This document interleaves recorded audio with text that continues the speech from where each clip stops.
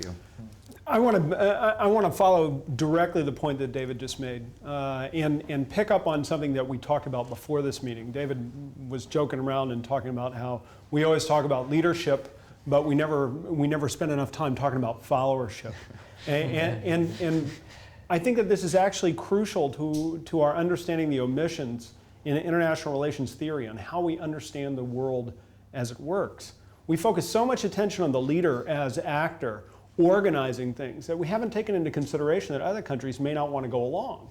That's the explanation for what's going on in Europe right now. We have countries like Slovakia that don't want to go along, and they won't go along even though they are faced with overwhelming, coercive persuasion by larger countries like Germany. And in that context, we have to revisit our look at how the United States is going to interact with the outside world. Now, this is where China becomes important. China is not interested in being a follower country for the United States. It has absolutely no desire to assume that role. And so even though managing our relationship with China is going to be vitally important, it's never going to fit into a leader-follower relationship.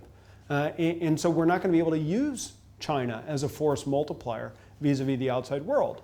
Europe used to fit into that relationship, fits less comfortably in that relationship now, and the challenge is to recreate those conditions that make followership possible.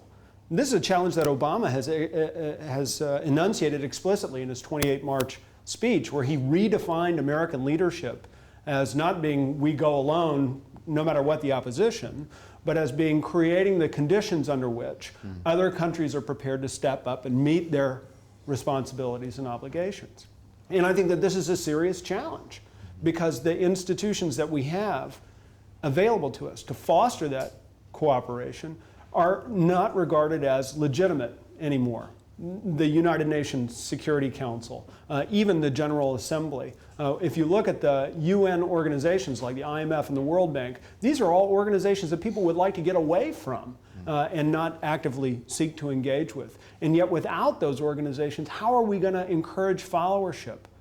Because without followership, then leadership doesn't really have much effect anymore.